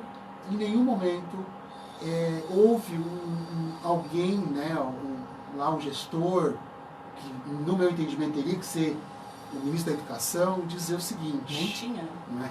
A gente tem que dizer o seguinte: olha, nós estamos passando uma situação e que nós temos que procurar soluções coletivas, e o MEC vai respaldar os processos de autonomia das escolas, discussão com a comunidade escolar, de como que vai resguardar o ano letivo dos nossos alunos. Isso a LDB prevê, a autonomia das escolas, das instituições de ensino. Sabe, quando ele dá autonomia, a autonomia ela também exige responsabilidade. Então, se tu faz uma coisa com autonomia e dá errado, a responsabilidade é de você, porque você discutiu, né? Porque você teria que ter condições de discutir e analisar os dois lados. Analisar os dois lados, né? Chamar a comunidade, chamar o setor de iniciativa privada, os pais que trabalham, que tem que deixar os filhos nas creches, né? Nos CIs. Então, é isso que está faltando. Uma liderança que assumisse a responsabilidade, né? E não simplesmente fizesse um formulário para dizer que as pessoas participaram e que tá aqui, estão todo mundo de acordo e tal, mas em que condições estão colocado isso? Né? Porque, como você mesmo disse, se de um lado, né, se pergunta uma coisa que vocês têm condições e por outro, no próprio formulário você vê que não tem condições, como é que você vai equalizar isso? Como é que você vai fazer com os professores que são grupo de risco? Como é que você vai fazer de alunos que são grupo de risco? Como é que você vai fazer que alunos que têm familiares com grupo de risco? Essa é a questão. Né? Então daí fica uma coisa ainda sem muito direcionamento, fica uma coisa fragilizada e fica uma coisa que vai complicar a vida dos nossos estudantes mais ainda. Né? E vai complicar a sociedade como um todo, né? Vai prejudicar o Brasil. Hoje tem estados que estão discutindo a volta, né? O estado de São Paulo, por exemplo, já decretou vai voltar em setembro. Sim. Não é? Tem outros lugares que estão discutindo essa volta, não é? Tem lugares que dizem que não vamos pensar em voltar, vamos pensar justamente isso na assistência desses pais, né? Porque a gente aqui no estado é uma vergonha, né? Que o estado deu para as famílias em termos de assistência, né? Em termos de cesta básica, é uma vergonha, né? Porque o estado está de fato economizando, né? Não tem gasto nenhum, não é? Quer dizer, o gasto que teve foi com esses recursos. Tem que ver o município de Criciúma. Então está colocado isso em questão e é isso que está colocado. Né? No formulário eu senti que é sim uma responsabilização da própria escola, Sim. Mas é uma responsabilização a partir de um direcionamento que vem de cima. Só que a cobrança vai ser embaixo. Mas sempre é assim, né? Eu vou falar por experiência que eu vi, né? É muito fácil, por exemplo, o prefeito Clésio Salvaro, ele faz todos os decretos, manda, desmanda, depois diz que a culpa é do povo. Aí, assim, é o que o Alex disse, a responsabilidade não quer assumir, mas quando assume não dá certo, não assume a culpa. Isso. Então é complicado. Bom, o tempo passa, a entrevista tá maravilhosa. Alex, muito obrigado por ter vindo e participado do programa conosco. Só lembrando, quem não leu o livro, eu vou dar essa indicação de um livro muito bom, principalmente para quem era da área da educação. Geralmente quem é da área da educação nos assiste e nos ouve muito. Esse aqui, eu vou até mostrar na live. Esse livro, Educação, Experiência Estética, Desencantamento do Conceito Educativo. Fala muito sobre Adorno, né? Tem aí conceitos filosóficos em cima da educação. E é um livro que eu recomendo muito. Mas, Alex, eu agradeço muito a sua vinda. Deixo aí para suas considerações finais. Jorge, eu estou espantado pela qualidade do teu programa, né? Porque a gente pensa o Jorge como intérprete de Libras, né? Quieto. Como comunicador, é um arraso. E o Lucas, né, que já tem uma experiência de trabalho com as tecnologias, faz os vídeos, né? Youtuber, professor youtuber aí. Quase 1.000 inscritos, né, Alex? Quase 1.000. Então, vamos lá, eu estou inscrito no canal do professor Lucas. Né? Importante assim esse espaço, te agradeço bastante, te agradeço pela divulgação do livro, né? O livro tem questões de filosofia, mas tem questões muito práticas, né? Porque eu tenho aí 22 anos de experiência no campo da educação como professor, né? Um pouco mais até, mas eu me considero, depois que eu concursei, né, que eu me tornei de fato um professor efetivo do Estado, né? E que eu comecei a pensar um pouco a importância da educação na vida das pessoas e qual seria a minha contribuição para isso, além de ser professor, né? Então eu resolvi escrever um trabalho fruto de uma pesquisa, né, de 4 anos, né, mas foram quase 10 anos para montar um livro, né? Foi a pesquisa de 4 anos de doutorado e mais 5 anos aí no período que eu estava na Unesp, né, porque eu me doutorei em 2010, né, mas somente em 2019 que o livro foi publicado, né? Então, agradeço o espaço, sucesso no teu programa, um abraço para os teus ouvintes, né? Espero que eu tenha contribuído de alguma maneira, né? Humildemente, a gente está sempre aprendendo, né? Todos nós. E é importante, assim, a gente expor um pouco o que a gente pensa, né? Ouvir críticas, ouvir sugestões, né? Então, para mim, e o espaço do rádio, da comunicação, ela é fundamental, né? Uma coisa que as pessoas pensavam, que quando viria a internet, o rádio ia acabar, né? Mas o rádio hoje ele compartilha o espaço com as redes sociais, né? E é um veículo muito importante, né? Um veículo fundamental de comunicação, de levar para as pessoas a informação, né? E eu acho que o teu trabalho com a educação são raros, né, as rádios que abrem espaço nesse sentido. Mesmo as rádios comunitárias têm grande dificuldade de ter uma pauta, né, da educação, uma pauta que tragam de fato informação para a comunidade, né? E que façam com que a comunidade se integre das coisas que acontecem no nosso espaço, no nosso ambiente, que para nós é muito importante, que para a sociedade é muito importante. Bom, vamos seguir aqui. Muito obrigado, Alex. Vamos seguir com a nossa programação. Lucas, eu tenho uma notícia de um edital de chamamento, que é um edital de chamamento que eu achei preocupante. Eu espero que teu nome não esteja lá, tá? Eu espero, porque se eu ver o teu nome lá, eu vou ser o primeiro a denunciar. Eu tô até tremendo para consultar esse edital de chamamento. É o seguinte, o governo municipal, ele emite o governo municipal não, o estado ele emite um edital de chamamento para os servidores, que os nomes deles estavam lá para pegar os recursos do governo federal.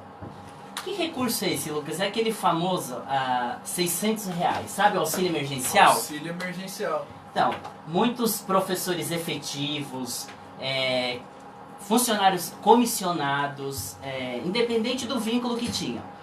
Não foram poucos, muitos, e aí eles emitiram esse edital. Olha que bonzinhos que o governo foi. Eles foram muito bonzinhos. É para que eles devolvessem os recursos através de um link que receberiam orientações. E aí, Lucas, cadê a punição? É muito complicado. É muito complicado porque não só para servidores públicos, né, mas também para qualquer tipo de pessoa que não necessita exatamente desse auxílio pegar. Porque muitas vezes a gente discute corrupção, a gente fala, tal governante é muito corrupto, tal prefeito é muito corrupto. Mas a gente não pode esquecer que a corrupção ela começa nesses simples atos. Aí vai ter pessoas que vão dizer o seguinte, professor, Jorge, são só R$600, é dinheiro do meu imposto que foi recolhido e agora o governo está me devolvendo. Não é bem assim que funciona, né, gente? A gente sabe que esses R$600, né, multiplicado pelo número de milhões de pessoas que necessitam realmente, dá um número bem elevado. E é um recurso que, querendo ou não, ele deve chegar nas mãos de quem precisa. E por incrível que pareça, pessoas que não precisam pegam e pessoas que precisam muito, que vivem à margem da sociedade, muitas vezes são excluídos, não conseguem o acesso. É, complicado. Bom, quinta-feira agora foi anunciado o novo ministro da Educação, Carlos Alberto. É o Decotelli, né? Decotelli. Então, mas ontem eu já vi que deu um problema ali com a tese de doutorado dele, né, Lucas? É verdade. Decotelli, ele tem uma carreira brilhante, isso nós temos que exaltar, né, de uma representatividade bastante significativa, né, liderou o FNDE, é um órgão importantíssimo do governo, mas a primeira notícia que surgiu, né, que ele tinha feito um doutorado na Argentina e o seu pós-doutorado na Alemanha. Inclusive, ontem o Jornal Nacional e outros, né, veículos de comunicação começaram a divulgar que, na realidade, o reitor da Universidade Argentina comentou que sim, eu vi esse post no Twitter. Decotelli tinha concluído todos os créditos, ou seja, tinha feito todas as disciplinas do doutorado, mas não tinha, né, tido a sua tese aprovada. O currículo, né, dele foi atualizado e hoje consta que ele não é professor doutor, não tira, né, todo o mérito da sua carreira, né, na Fundação Getúlio Vargas, né, uma carreira brilhante. Até mesmo porque é o primeiro-ministro negro, é isso aí, a gente tem que falar. É o primeiro-ministro negro do Bolsonaro, no caso, né? Sim, mas eu acho que não sendo do Bolsonaro é o segundo, tá? Segundo ou terceiro. Mas se o Bolsonaro fosse racista, ele não colocaria, né? Não, foi um importante passo numa boa escolha. Na minha visão, das 3 pessoas que ocuparam esse cargo desde que Bolsonaro assumiu, trata-se da pessoa mais preparada, um currículo invejável, né? Uma formação vinculada e atividades profissionais vinculadas à Fundação Getúlio Vargas. Ele tem prestígio e teve, né, um parecer favorável do CONSED, que é o Conselho Nacional dos Secretários de Educação, né, que sempre manteve boa relação enquanto ele era presidente do FNDE. Ele trabalhou na FNDE, aquela autarquia do MEC, né? Isso. Sim. E esse novo ministro, ele vai ter aí desafios. E eu separei aqui 4, que são 4 desafios, que são, assim, desafios que é agora, urgente. Primeiro, o Fundeb, né, o novo que tem prazo agora, vai vencer o Fundeb em dia 31 de dezembro. E é preocupante, né, Lucas? Porque, assim, para quem não sabe, o Fundeb é o que financia a educação básica. Sabe aquelas reformas na escola, o salário dos professores? Ele vem do Fundeb, né? E ele foi instituído em 2006, regulamentado em 2007. E o novo ministro, ele terá o desafio de ajudar a construir um consenso para que a proposta avance e seja aprovada ainda este ano. Porque a gente não pode esperar para o ano que vem, né, Lucas? Isso mesmo, é um grande desafio. Eu creio que vai conseguir, né, vai conseguir concretizar esse desafio, só que essas mudanças tão bruscas, né, de mentalidade no Ministério da Educação dificultam esse tipo de aprovação. Mas com o Decotelli, que tem boa articulação principalmente com o CONSED, creio eu que terá vários facilitadores aí para que o Fundeb parta para novos rumos. E tem também o Enem. O Enem, o MEC ainda falou assim, o Brasil não pode parar, então eles não querem deixar de fazer o Enem, tá? O objetivo deles é que este ano seja feito... quer dizer, eles estão aí estudando datas, né? Eles estavam estudando ali novembro, dezembro, já ouvi e li sobre janeiro de 2021, são 5,8 milhões de candidatos já confirmados para o Enem, e o Enem tem algo novo esse ano, se tiver, né? O Enem, a edição digital de prova, e essa edição tem 96 mil candidatos inscritos. Então vamos ver como que vai ser a previsão, né, desse Enem. Eu acho que nós estamos em um cenário bastante difícil para a realização desse Enem, principalmente porque nós temos muitos candidatos, principalmente os candidatos oriundos de escolas públicas, que saem prejudicados, né? Eles saem prejudicados à medida que não tem um ensino presencial, né, como incentivador, né, aquela mola propulsora com aquele professor, né, aqueles colegas ali do lado incentivando, buscando conhecimento.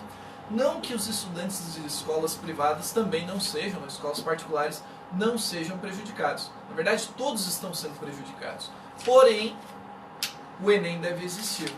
Imagine que o ano, né, não pode ser perdido, ele não pode ser totalmente paralisado por conta da pandemia. As inscrições, mesmo no momento de pandemia, as isenções e depois, posteriormente, mantiveram.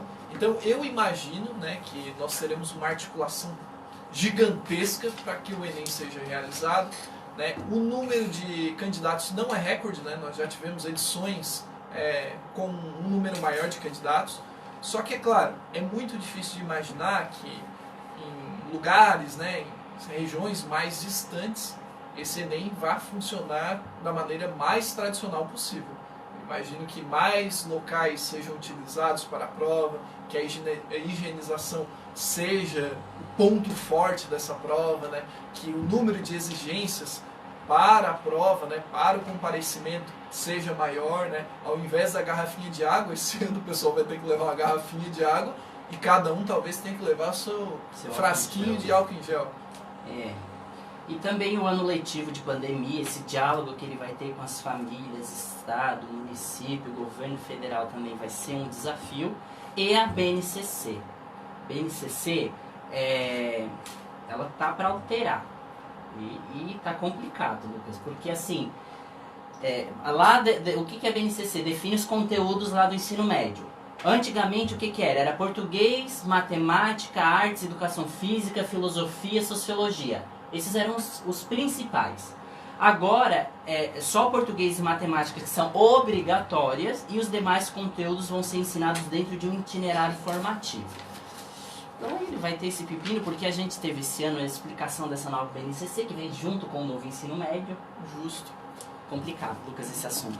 Muito complicado, bastante complexo. Para quem está ouvindo agora, né, a rádio e não é exatamente da área da educação, o que a gente está querendo dizer é que, na verdade, as disciplinas tradicionais, como geografia, história, filosofia e sociologia, ficam agrupadas em ciências humanas e suas tecnologias.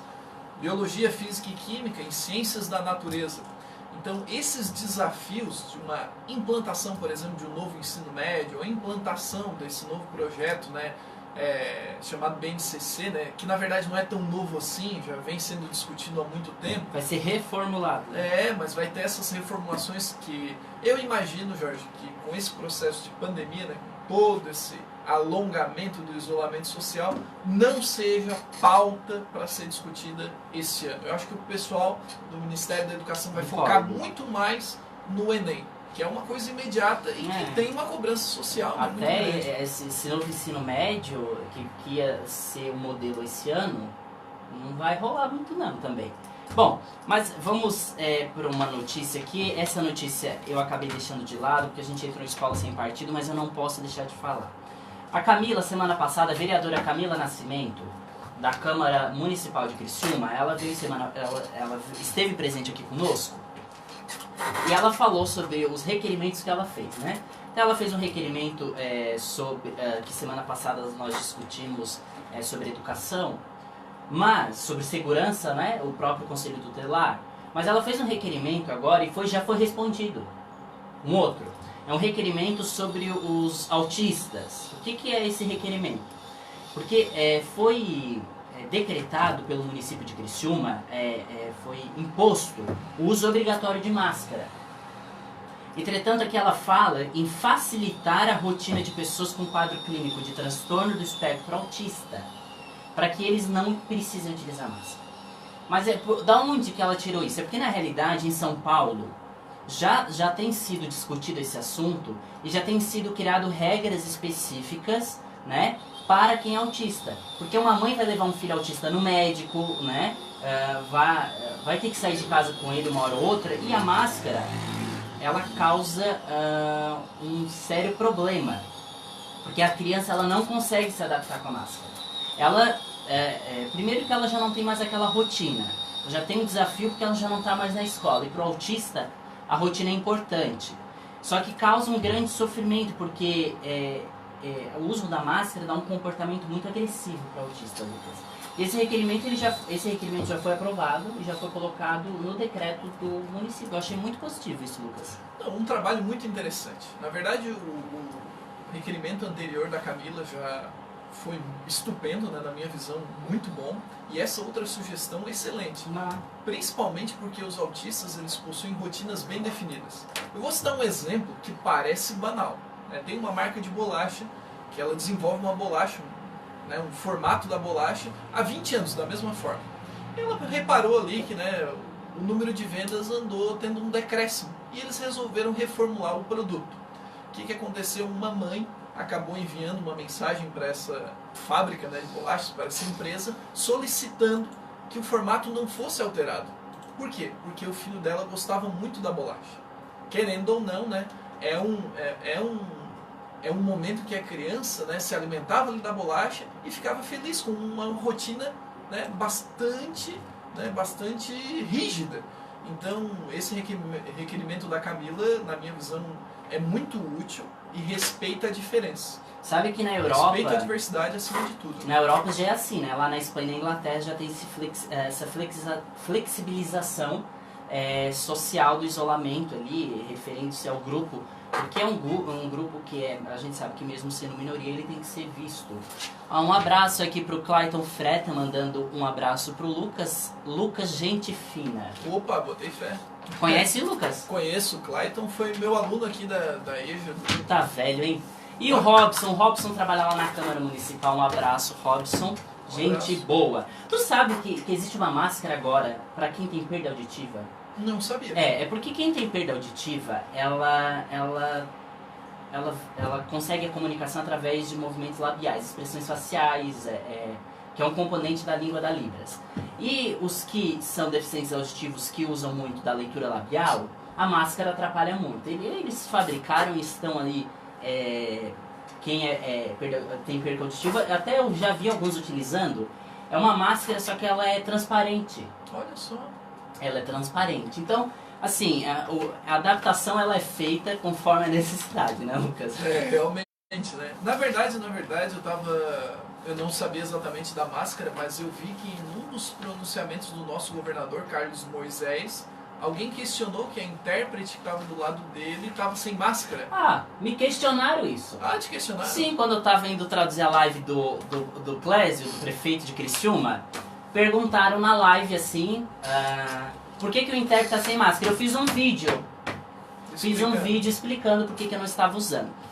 Bom, eu não vou entrar em detalhes aqui, mas até esse do Moisés até é coerente, porque ele só faz live, né? Ele só sabe fazer live. Mas trabalhar que é bom, ele não trabalha. Bom, Lucas, a gente quer entrar no assunto de cota. Complicado, a gente não está conseguindo entrar no assunto de cota, já tem aí umas 2 semanas. Literalmente 2 semanas. Por quê? Claro, quando a gente vai falar de cota, eu tive a infelicidade de ver uma foto de 2015 e que se deixar, acabando essa pandemia, é capaz de aparecer essa foto aí na rua de novo. Capaz de algum professor, geralmente é de ciências humanas que faz isso, né? O de exatas não faz, porque o de ciências humanas, quando ele vai discutir sobre evolução do feminismo, ele acha que ele é uma pessoa do bem, mas tudo bem, a gente respeita. E eu vi essa foto que no cartaz dizia, Dilma, na época da Dilma. Mas essa é um debate ainda atual. Dilma, cotas para negros em concurso público. Eu já não sou muito favorável à cota.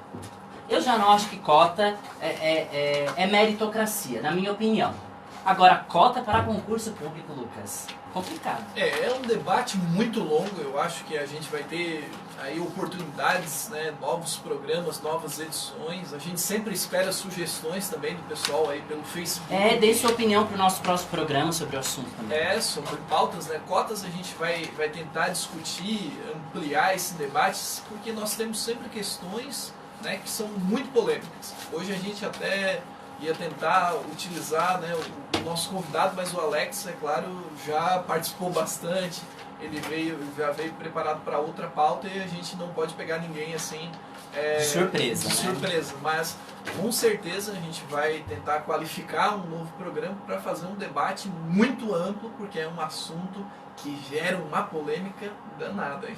Porque assim, ó, tu não encontra, por exemplo, um sociólogo dizendo que, por exemplo, eu vou dizer de São Paulo, porque é um lugar que eu conheço, meu pai é de lá, então a experiência não é do Sul, porque sociólogo aqui do Sul tem uma visão muito diferente do que é o Brasil como um todo. Né?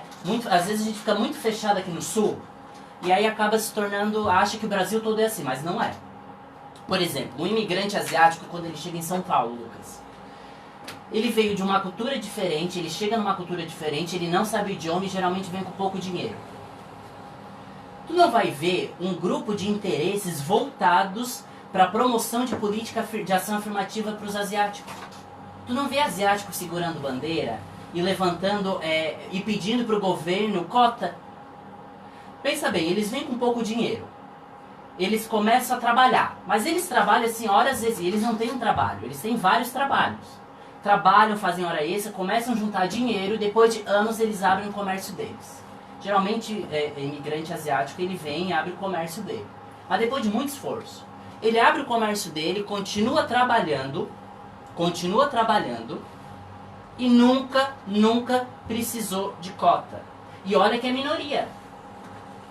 E eles estão sempre avançados na educação. Então, assim, até esse assunto que eu li, eu vou trazer semana que vem pra gente discutir melhor. Porque Mais tempo também, mais né? tempo. Mas assim, eles são imigrantes pobres, né? E eles prosperam porque eles são disciplinados. Os imigrantes asiáticos. E a gente não vê nenhum sociólogo dizendo que os imigrantes asiáticos, eles por serem minoria, e eles são culturalmente deslocados, eles estão em desvantagem, por isso o governo tinha que criar leis de cotas para eles. Eu nunca li isso. Tu já leu? Não, referente a asiáticos, realmente... E não precisa, né? Bom, mas vamos discutir semana que vem. Gente, muito obrigado pela companhia. Esse foi o programa Educação em Ação. Eu agradeço ali os comentários, as curtidas, os compartilhamentos. Semana passada nós tivemos aí uma live, hoje tivemos uma live mais improvisada, foi pelo celular. Mas semana que vem já estará regularizado isso para fazermos um programa melhor ainda. Lucas, obrigado pela companhia. Muito obrigado, sempre lembrando que nós estamos sempre compartilhando a nossa live no Facebook, os planos são que também haja o compartilhamento no Instagram, né, para a gente ter um alcance ainda maior do público. Sempre lembrando, né, gente, que estamos abertos às sugestões, críticas, né, qualquer comentário que... de pauta ou algo envolvendo a educação que seja viável, né? Mande como sugestão aí para os perfis de Lucas Sequinel, ou de Jorge, ou até mesmo para a rádio, que logo a gente torna aí possível, né, um debate para uma pauta aí do nosso programa. Pautas sempre são bem-vindas. Gente, Cocal do Sul e região, bom final de semana. Estaremos aqui semana que vem, sábado, às 2 horas, sempre com vocês ligadinhos. Um abraço, tchau!